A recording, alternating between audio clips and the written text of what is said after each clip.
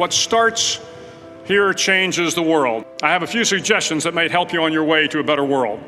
And while these lessons were learned during my time in the military, I can assure you that it matters not whether you ever served a day in uniform. It matters not your gender, your ethnic or religious background, your orientation, or your social status. Our struggles in this world are similar, and the lessons to overcome those struggles and to move forward, changing ourselves and changing the world around us, will apply equally to all. So here are the 10 lessons I learned from basic SEAL training that hopefully will be of value to you as you move forward in life. Every morning in SEAL training, my instructors, who at the time were all Vietnam veterans, would show up in my barracks room, and the first thing they'd do was inspect my bed. If you did it right, the corners would be square, the covers would be pulled tight, the pillow centered just under the headboard, and the extra blanket folded neatly at the foot of the rack. It was a simple task, mundane at best, but every morning we were required to make our bed to perfection. It seemed a little ridiculous at the time, particularly in light of the fact that we were aspiring to be real warriors, tough, battle-hardened SEALs. But the wisdom of this simple act has been proven to me many times over. If you make your bed every morning, you will have accomplished the first task of the day. It will give you a small sense of pride, and it will encourage you to do another task, and another, and another. And by the end of the day, that one task completed will have turned into many tasks completed. Making your bed will also reinforce the fact that the little things in life matter. If you can't do the little things right, you'll never be able to do the big things right. And if by chance you have a miserable day, you will come home to a bed that is made, that you made. And a made bed gives you encouragement that tomorrow will be better. So if you want to change the world, start off by making your bed.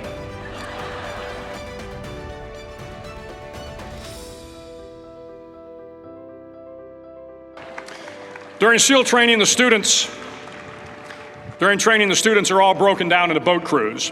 Each crew is 7 students, 3 on each side of a small rubber boat, and 1 coxswain to help guide the dinghy.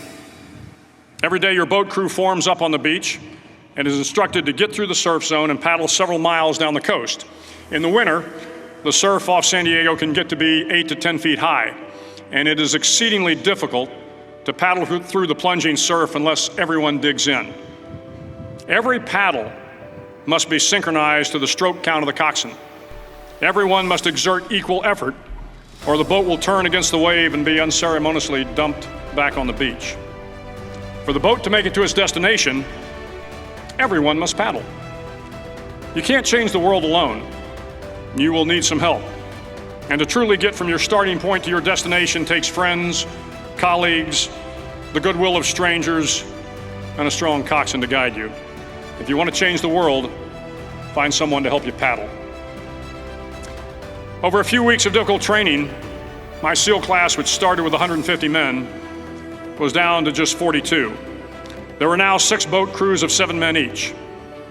I was in the boat with the tall guys, but the best boat crew we had was made up of the little guys, the Munchkin crew, we called them. No one was over 5'5". The Munchkin boat crew had 1 American Indian, 1 African American, 1 Polish American, 1 Greek American, 1 Italian American, and 2 tough kids from the Midwest. They out-paddled, outran, and outswam all the other boat crews. The big men in the other boat crews would always make good-natured fun of the tiny little flippers the Munchkins put on their tiny little feet prior to every swim. But somehow these little guys from every corner of the nation and the world always had the last laugh, swimming faster than everyone and reaching the shore long before the rest of us. SEAL training was a great equalizer. Nothing mattered but your will to succeed, not your color, not your ethnic background, not your education, not your social status. If you want to change the world, measure a person by the size of their heart, not by the size of their flippers. Several times a week, the instructors would line up the class and do a uniform inspection. It was exceptionally thorough. Your hat had to be perfectly starched, your uniform immaculately pressed, your belt buckle shiny and void of any smudges. But it seemed that no matter how much effort you put into starching your hat or pressing your uniform or polishing your belt buckle, it just wasn't good enough. The instructors would find something wrong.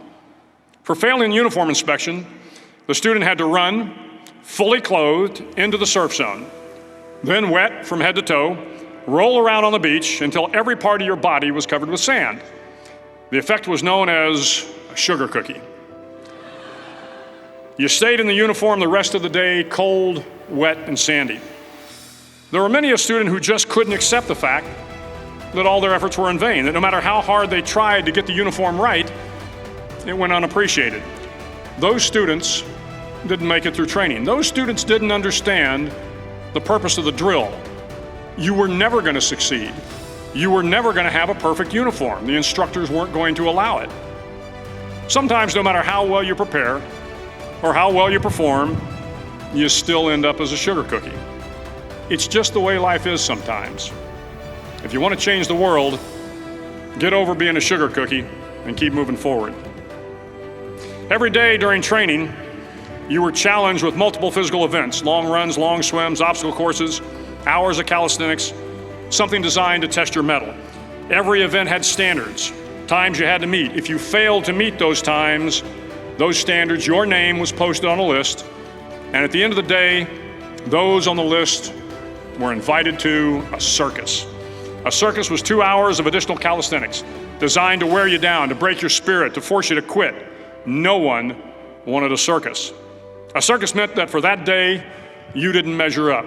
A circus meant more fatigue, and more fatigue meant that the following day would be more difficult, and more circuses were likely. But at some time during SEAL training, everyone made the circus list. But an interesting thing happened to those who were constantly on the list. Over time, those students who did 2 hours of extra calisthenics got stronger and stronger. The pain of the circuses built inner strength and physical resiliency. Life is filled with circuses. You will fail. You will likely fail often. It will be painful. It will be discouraging. At times, it will test you to your very core. But if you want to change the world, don't be afraid of the circuses. At least twice a week, the trainees were required to run the obstacle course. The obstacle course contained 25 obstacles, including a 10-foot wall, a 30-foot cargo net, a barbed wire crawl, to name a few. But the most challenging obstacle was the slide for life. It had a 3-level, 30-foot tower at one end and a 1-level tower at the other. In between was a 200-foot long rope.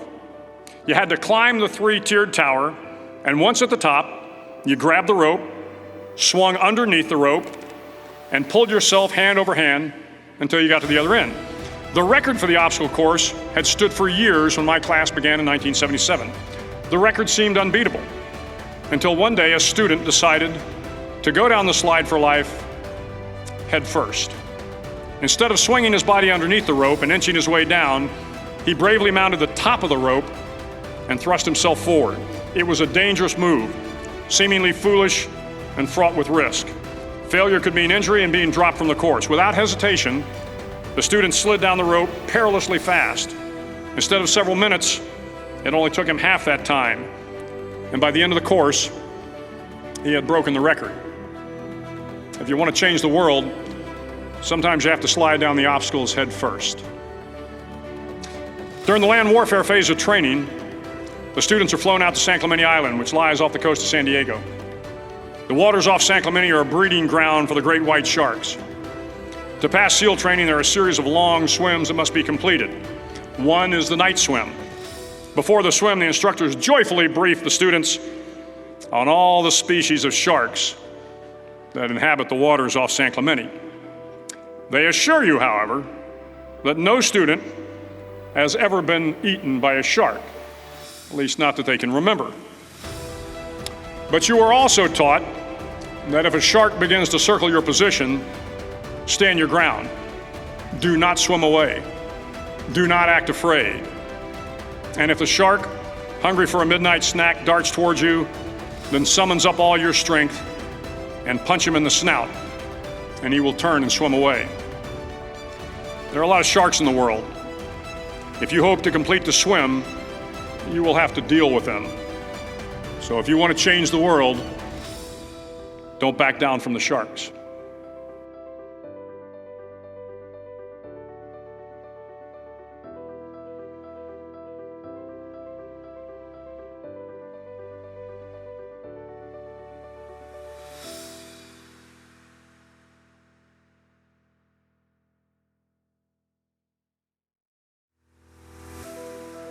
As Navy SEALs, one of our jobs is to conduct underwater attacks against enemy shipping.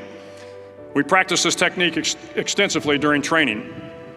The ship attack mission is where a pair of SEAL divers is dropped off outside an enemy harbor and then swims well over 2 miles underwater, using nothing but a depth gauge and a compass to get to the target.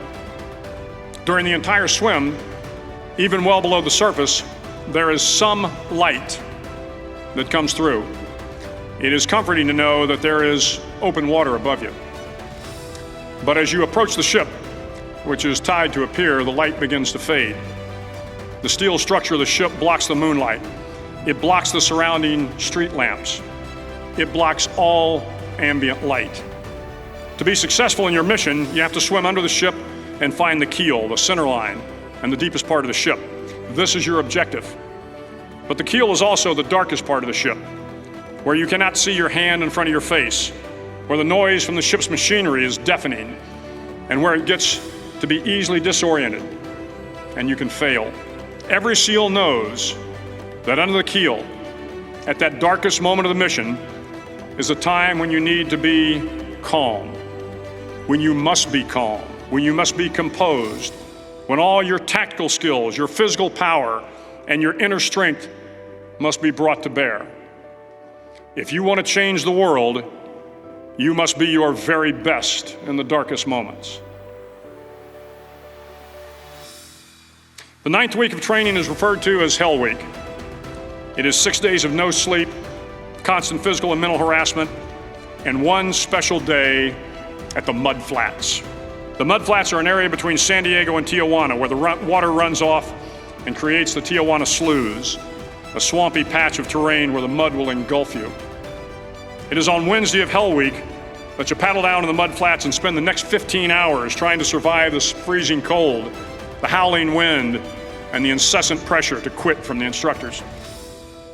As the sun began to set that Wednesday evening, my training class, having committed some egregious infraction of the rules, was ordered into the mud. The mud consumed each man till there was nothing visible but our heads. The instructors told us we could leave the mud if only 5 men would quit. Only 5 men, just 5 men, and we could get out of the oppressive cold. Looking around the mud flat, it was apparent that some students were about to give up.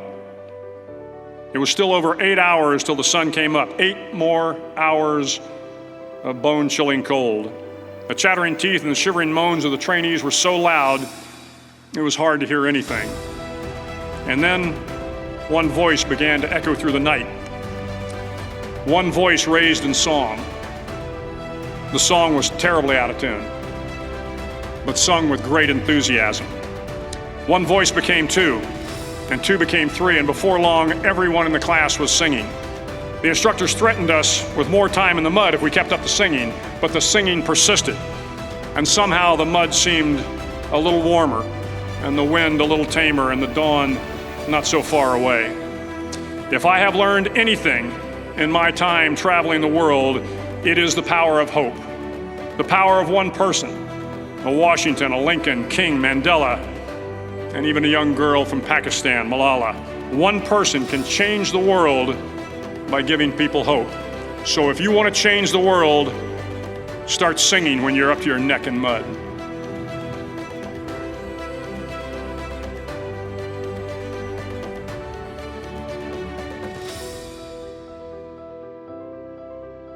Finally, in SEAL training, there's a bell.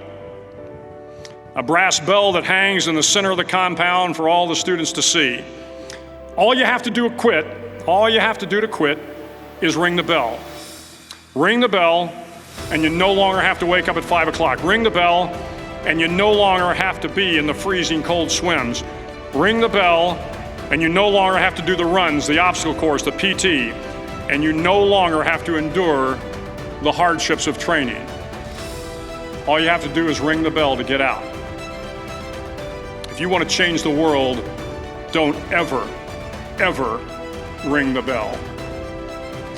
To the class of 2014, you are moments away from graduating, moments away from beginning your journey through life, moments away from starting to change the world for the better. It will not be easy, but you are the class of 2014, the class that can affect the lives of 800 million people in the next century. Start each day with a task completed. Find someone to help you through life. Respect everyone. Know that life is not fair and that you will fail often. But if you take some risks, step up when the times are the toughest, face down the bullies, lift up the downtrodden, and never, ever give up. If you do these things, the next generation and the generations that follow will live in a world far better than the one we have today. And what started here will indeed have changed the world for the better. Thank you very much. Hook 'em horns.